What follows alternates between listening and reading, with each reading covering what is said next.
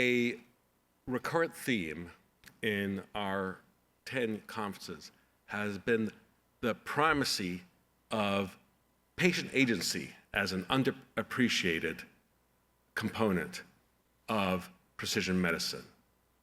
Medicine has a lot to contribute, but it does a lot better when patients take upon themselves the responsibility, agency, and now with AI, the knowledge levers that help them get to where they need to be.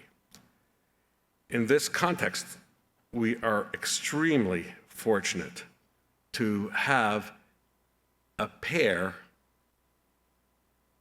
of remarkable individuals who serve as exemplars of that new interaction that AI can catalyze between patients and doctors. In doing so, you will meet, as I will introduce her shortly, not a doctor, but the most amazing, self-driven woman, mother, Courtney Hofmann. And then we will introduce, I am proud to say, one of our own, Holly Gilmore. Dr. Holly Gilmore, as you'll see, is the absolutely essential punctuation and pivot in this story. So without further ado, because I think it's a story that you need to hear from them in the first person, I'd like to introduce Courtney Hofmann. Thank you very much.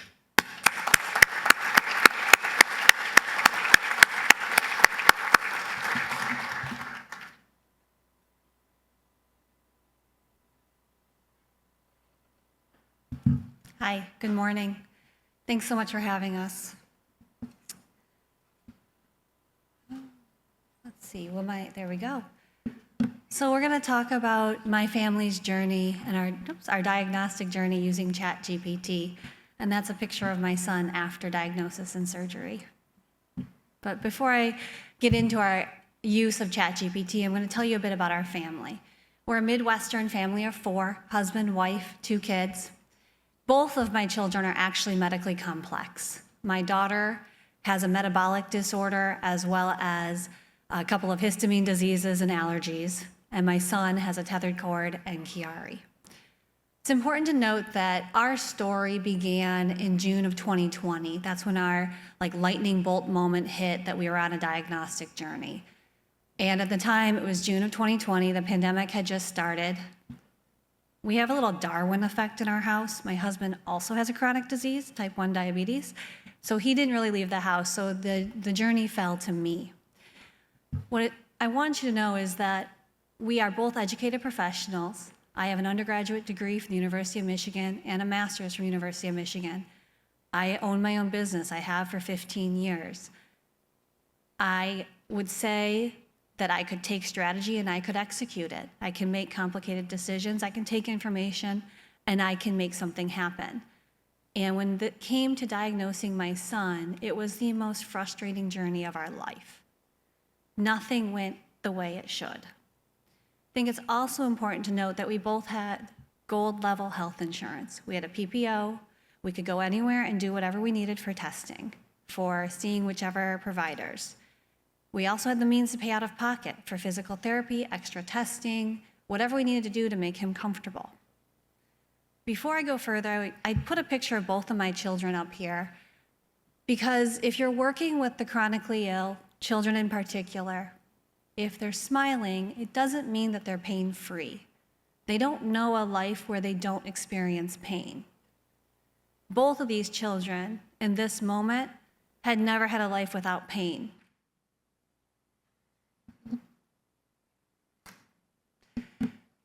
Before I get into how and why I use ChatGPT, I'm going to talk about the misses along our diagnostic journey. And it started with day 1. Our son is adopted. When he was born, he had a pediatric exam at the hospital. Before we could leave that state, we had another pediatric exam so we could get on the plane. When we came back to our home state, we had yet another pediatric newborn exam. All three missed the sacral dimple on his back, which I now know is a hallmark of spina bifida and tethered cord. Our second biggest miss throughout the entire process was a behavioral component. It was a behavioral component on my son, blaming his behavior for the pandemic, or the pandemic had influenced his behavior. They also, another time, told me that the child was attention-seeking, but they never asked me how his behavior itself was changing. They never did a survey of his teachers. They would have found out that he was an incredibly social child that was no longer engaging with other children, that he was acting as coach, changing the game, that he was sitting out during story time because it hurt to sit on the ground. It was so bad that when he entered second grade after having surgery, we had to work with teachers to re-engage him to the social side. The other behavioral component was on my side. Because I'm a working mother, I noticed that I wasn't being taken seriously. I noticed that doctors were looking at me and saying, well, does he only exhibit this when you're home? Is he doing it because you're not giving enough attention? So I started to dress the part. Sometimes I'd show up as a working mother. Sometimes I would show up in jeans and tennis shoes as a stay-at-home mom. I brought my father to appointments, thinking if we had a third-generation perspective, they might take us seriously. When we get into the very specific results, we had, when he entered kindergarten, so we're in our second year of diagnosis, he failed the gross motor skills test at school. I brought this to the pediatrician. She dismissed it. But I said, we notice his gluteal muscles are a little different. And he's walking up the stairs, just with one foot and bringing the other along for the ride. Well, kids develop at different times. It's just developmental. And I pushed. And you really have to advocate for your child. And we finally got physical therapy. Physical therapy pushed us a little bit farther along the path. But it wasn't until we were entering our third year of diagnostics where he woke up one morning and told me that he had to urinate but couldn't. And then he told me it had been going on for several days. We called the pediatrician and she said, go to the ER, they can fast track you. Is this an emergency? No, but just go to the ER, they're gonna fast track you.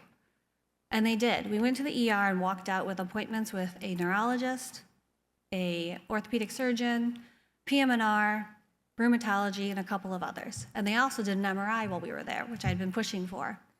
The only problem was the MRI was 7 hours after we got there. He was in a ton of pain, and he was moving the entire time. But they called it good enough, and they didn't see anything wrong. Luckily, we were able to get another MRI from one of the doctors, and you would think our story ends there, but it didn't. The MRI tech read that MRI wrong. He had been sedated. It was a contrast MRI. They didn't call out spina bifida or tethered cord on there. Even though I manually delivered the discs to all of these other doctors, I don't truly believe anyone opened those discs and looked at the MRI themselves. They all just read the report until we went to Dr. Gilmore's office and she had the MRI on the screen.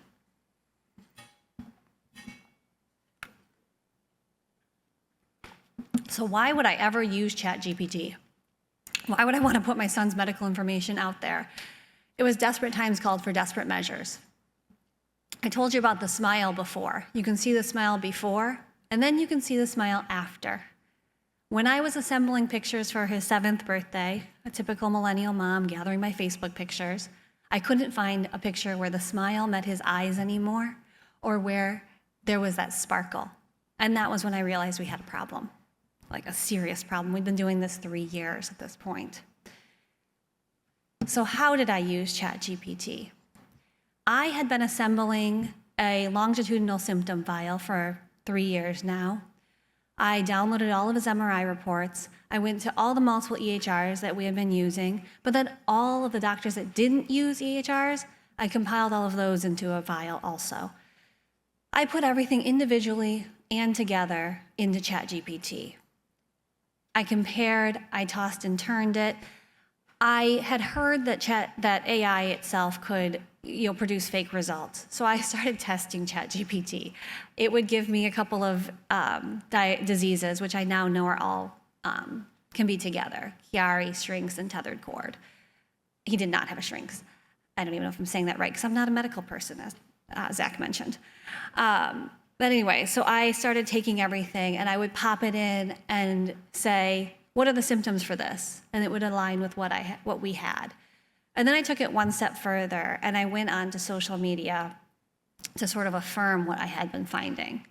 And when I got into the tethered cord group, it was, at the time, heartwarming, because all of these parents had the same scenario I had: years to get diagnosed. Many of them were pushed off.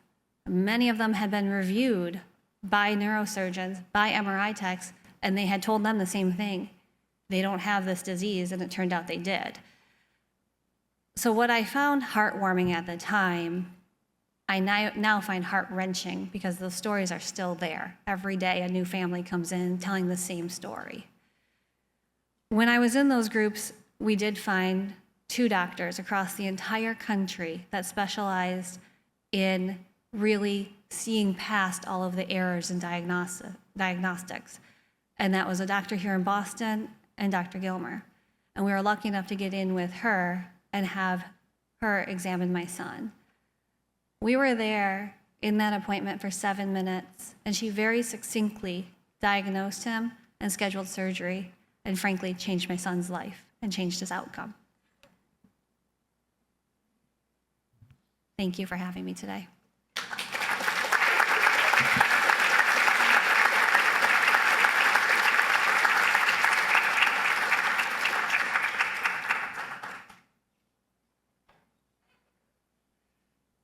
There is so much more there than that I have not let Holly, not let Courtney, thank you, share with you, because we would be here all day, but it's all actually very gripping.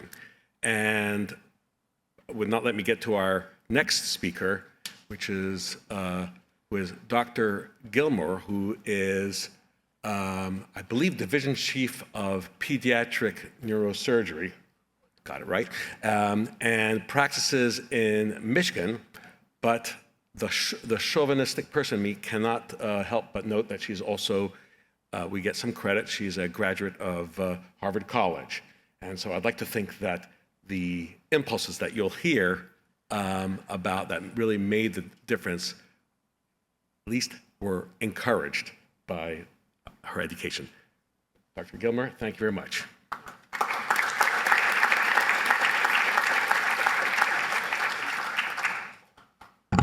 Thank you very much. Thank you for having me today. So I'm very happy to be back here at Harvard. I graduated in 1988. And, when I think about, looking at these things and how has Harvard influenced me, influenced the way I think about things, well, there's kind of no excuses at Harvard. You're not going to see a patient superficially. You're not going to look at anything superficially. You're not going to blow anything off. All of you who have spent time here know you can make any statement, but you better be able to back it up with evidence, with data, with some sort of in-depth thinking and an argument that goes beyond, the superficial. And so I think that's what gets to really looking at everything a patient is bringing you. A 6-year-old limping up the stairs. Well, that's not that in depth. And every time I hear Courtney's story, I hear something else that kind of grips me, because we're doctors, we're emotional too.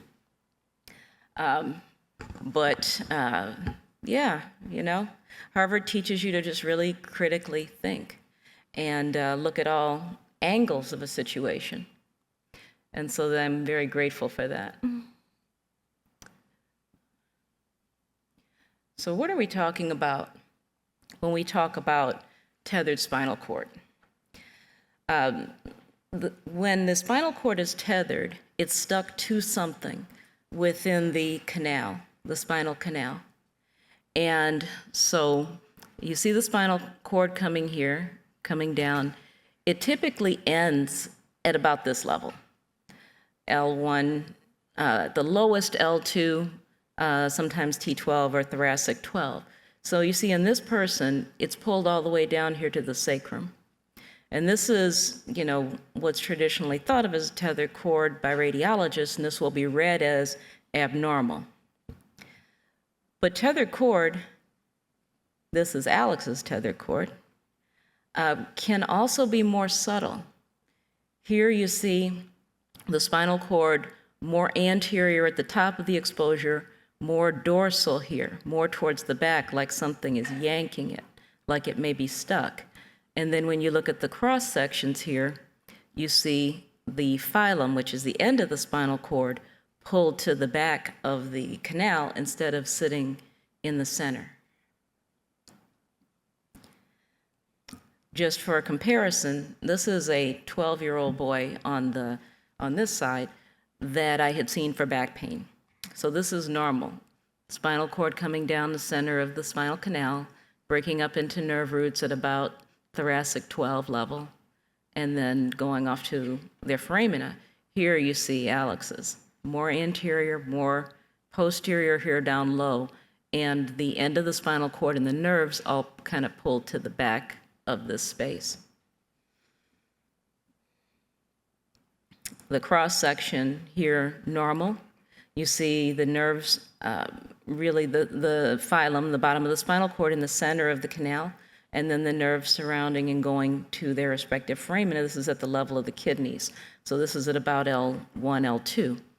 And then here, Alex's thickened phylum. The phylum should be smaller in caliber than the nerves.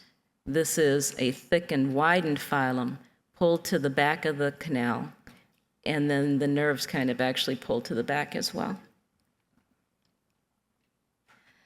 So what happens with tethered cord? Why does this even happen? So it was initially thought to be due to severe scoliosis, and this was the first report of it.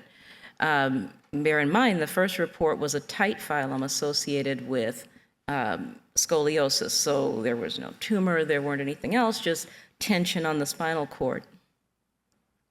And that was in 1953. It was felt that longitudinal stress within the spinal cord leads to abnormal tissue metabolism and then neurological deficit. It was found in this early case that the correcting the scoliosis just resulted in temporary relief, but untethering does lead to neurological improvement. So Harold Hofmann's group in Toronto coined the term tethered cord, referring specifically to tethering caused by a thickened or a tight phylum. Later, Yamada's group in California expanded the term to include tethering by tumors, by occult spina bifida defects, by arachnoiditis, scar tissue formation, bony spicules within the spinal canal, something that the spinal cord is stuck to. But bear in mind, the original definition of tethered cord is actually a tight phylum, which is important because now if the spinal cord is not low-lying, if there aren't associated large tumors, masses within the spinal canal, something just grossly abnormal, a lot of the time these studies are read as normal. But, and that's taken as the traditional classic tethered cord, but it's actually not. Classic tethered cord is just increased tension and tightness on the cord, which a lot of the time is shown by the configuration of it, the way it lays within the spinal canal. Petra Kling's group at Brown has further characterized the tethered cord and shown that there are sensory mechanoreceptors within the phylum that contribute to the pain, the scoliosis, and the neurological deficits from abnormal stretch forces within the canal.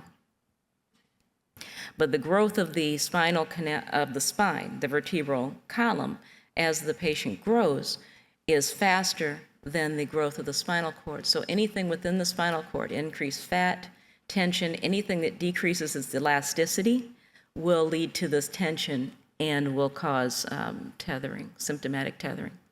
So symptoms of tethered cord: back pain, lower extremity pain is most common, lower extremity weakness.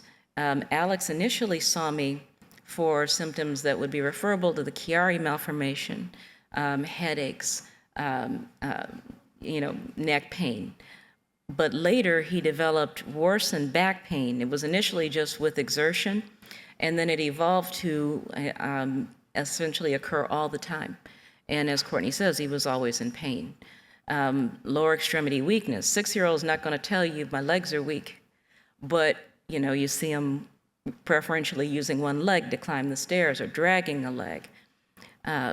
Patients can have numbness, tingling. Alex had numbness and tingling in his feet.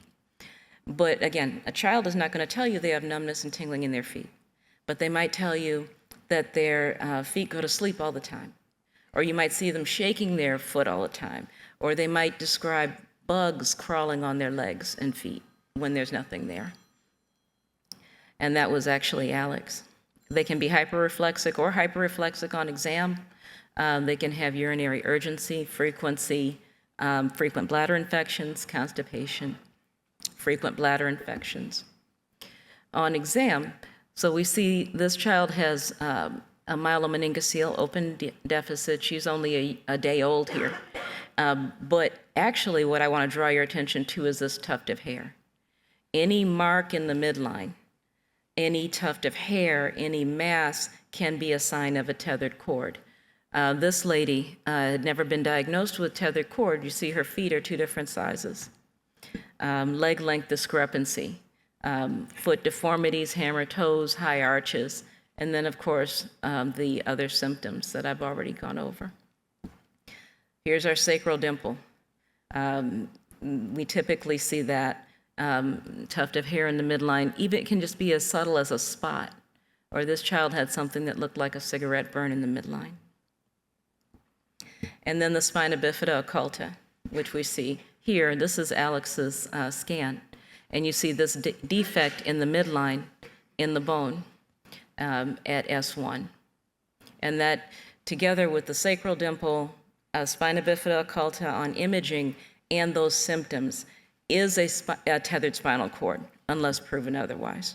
If we see an MRI that looks more like my patient who had the back pain, who had nothing abnormal about the MRI, then I probably wouldn't do anything. I would not consider that a tethered cord. But that's not what we see. Because if we listen to the patients, they have these symptoms, there's almost always something there that is accounting for the symptoms, and you have to look at it. You have to not just go with what the report says. So how does AI come into all of this? In my opinion, AI has the potential to get rid of the bias of the dismissal of what we see. Now, of course, it depends on how the model is written, right? Bias can be written into the model, but I think AI is going to mention everything that's seen. Alex also has a borderline Chiari malformation, which means that part of the cerebellum is down into the spine where there isn't enough space. And so compression of the upper brainstem and cerebellum leads to some symptoms.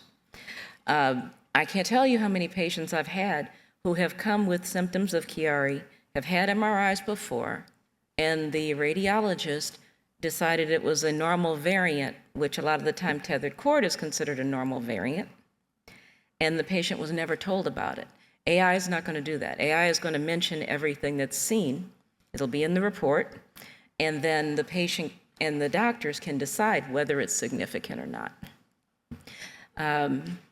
So yeah, I think there's a lot of potential, and we just have to engage these things and be very involved in the process as physicians and as patients to make sure that AI is helping us as much as it possibly can.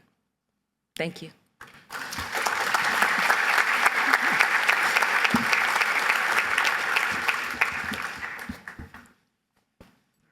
Thank you.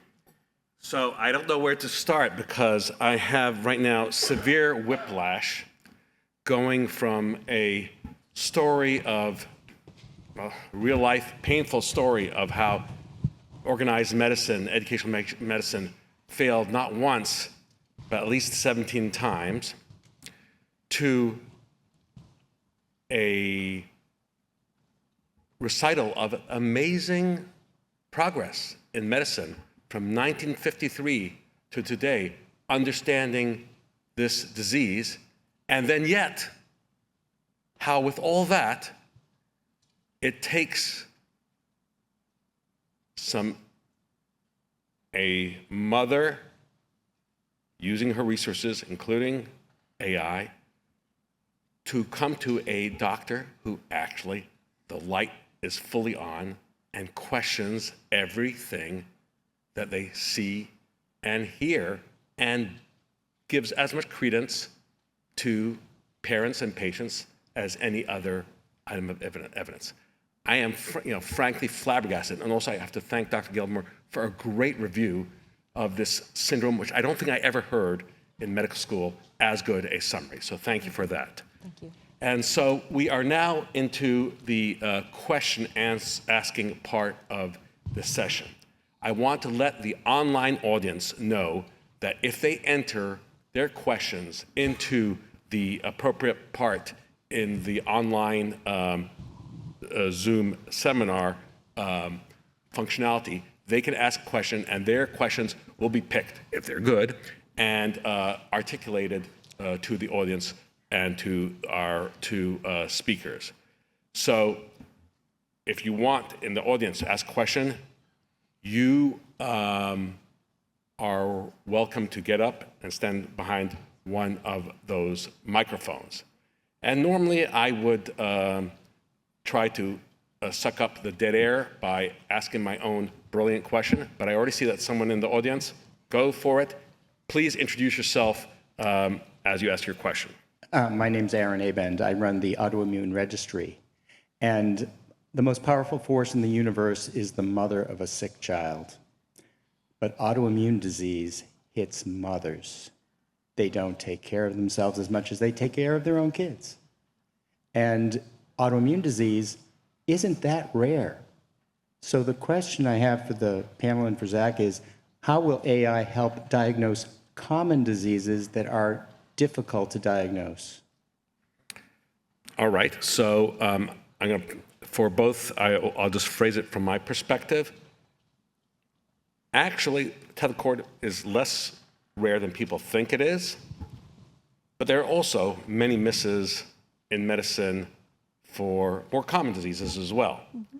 So first, I'll ask Dr. Gilmore to respond, and then I'll ask Courtney Hofmann to respond. Thank you. So what I think is, tethered cord is 1 in 1,000. May be more common even than that as more people are getting MRIs, but we believe it's about 1 in 1,000 live births.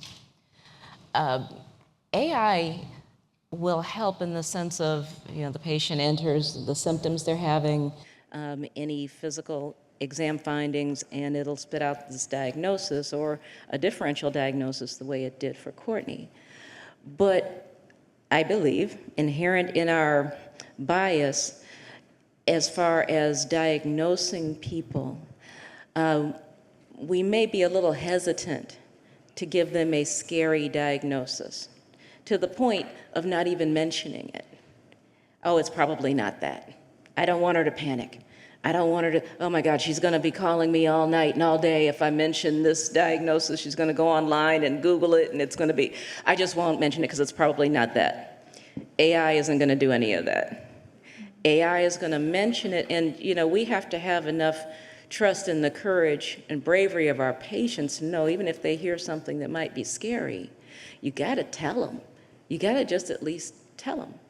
And it'll be in the list of diagnoses possible, but it'll put the person on the right track, I think, a lot faster than is currently happening. I see another question from the ranks. Regard from France, and I have a question for Holly.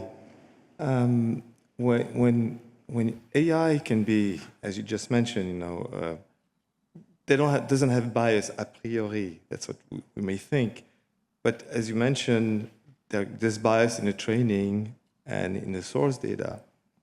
And the other danger that I see is that the doctors can have confirmation bias. And if the two work together, it can be even more deleterious than just not using AI. I was just wondering, what your thoughts are regarding this issue, which really could be a very good issue, a very important issue.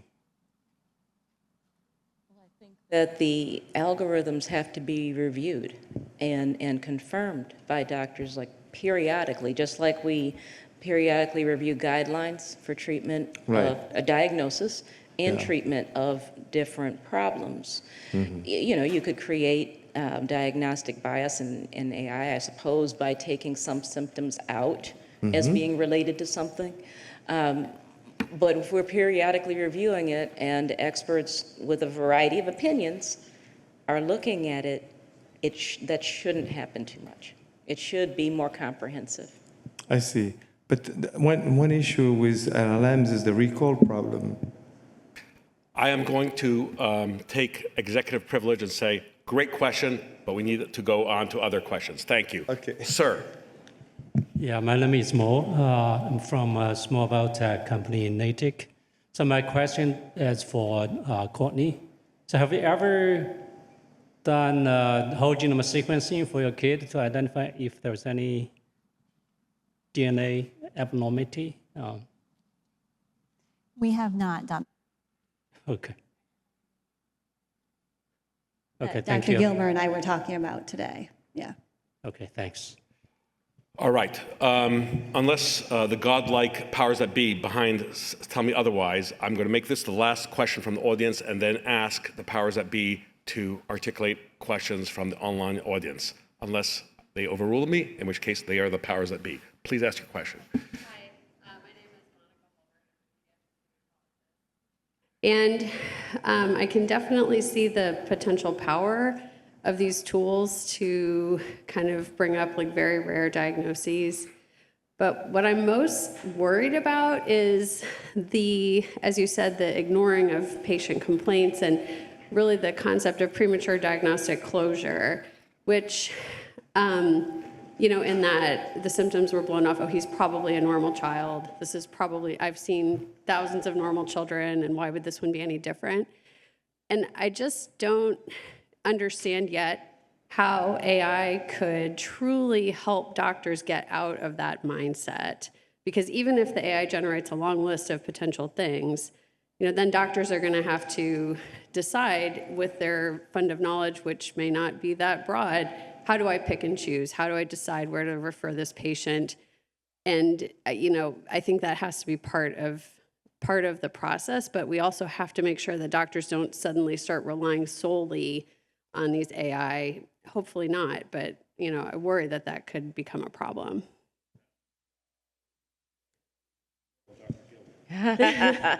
So that's a great question, and I believe I absolutely know the answer. We are, as physicians, informed by our prior experiences.